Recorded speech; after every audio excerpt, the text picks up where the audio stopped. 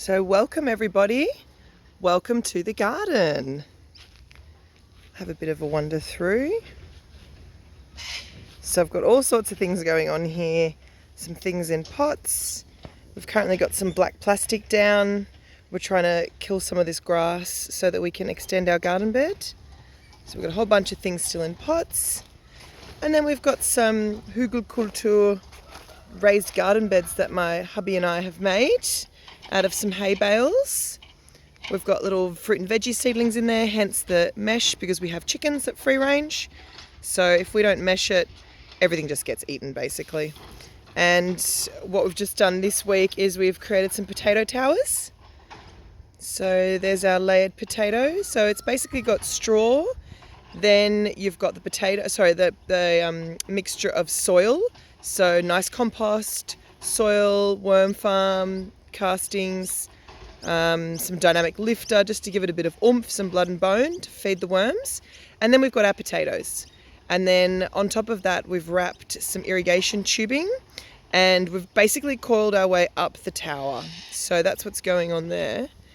And we've got some nice garden beds here. So in this one, we've got zucchinis and the odd plant coming through. Like we've got some tomatoes and some pumpkin in there. Look at those zucchinis. Ooh, they're going nice. Then we come over to the other side of our garden. It's a bit hodgepodge, but you know what, it works. It's a bit of a food forest in process. So we've got some nice medicinal herbs over here. Another potato tower coming. There's another potato tower, and this is our third raised garden bed that we've created. So this one has some cucumbers and some tomatoes. Cucumbers and tomatoes have popped nicely. And then along the fence up there, we've started some pumpkins. So it is a work in progress. Any garden and gardener knows that their garden is a work in progress. You've got to try a few things and you've almost got to fail to know where to go next. There's no harm in failing, you just got to keep trying. Welcome to the herb garden family. Just wanted to take you for a little tour on some of the herbs we have planted in the garden. This one here is Tulsi, Oxymum sanctum, also known as Krishna Tulsi.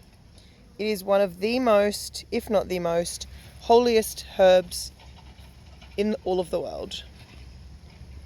It's a type of basil and it's a perennial. So that means it grows year round. It doesn't ever die off. As you can see, the bees absolutely love it. So if you want something that's going to attract pollinators year round, this is one to add. It's absolutely fantastic. It's beautiful purple colour, flowers attracting all the pollinators, and the herb itself is incredibly medicinal. Next up, we've got mullein, Verbascum thapsus. This is fantastic for your respiratory tract. Great for lung health and any sort of respiratory illness. It's a biannual, so that means it will grow for 2 years. This is its first year stage. In the second year, it will grow a massive flower spike that shoots up from the centre. It flowers, goes to seed, and then the plant is done.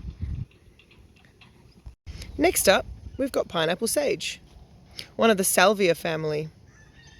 Absolutely delicious in herbal teas, or you can also eat the flowers just fresh, straight off the plant. There we've got the start of the flowers. This is another one that's a perennial, so it just keeps growing, it doesn't stop. It also flowers year round, and the pollinators love it. Absolutely love it. Perfect addition to any garden. Next on the garden bed tour is our lemon balm. Now this one is more of a culinary herb as well as a medicinal herb. It's great for sleep and relaxation. Looks like a cute little one. But it's also delicious. Absolutely delicious. You can add it to teas, you can add it to salads, or you can dry it out and cook with it as a herb. Fantastic addition to any herb garden and definitely a must-have. It's really easy to sprout from seed and it's quite an abundant grower, as you can see. It really just wants to spread out everywhere and it will grow wherever you let it. Next up is this little herb collection. Now there's a few different things in here of interest. They're just in a sort of a waiting stage at the moment. Just trying to get to a point where I can plant them out. As you can see, we're just working on our garden beds. And there's still a lot to go, so just biding their time down here. We've got some yarrow there with the nice flowers. Another fantastic medicinal herb.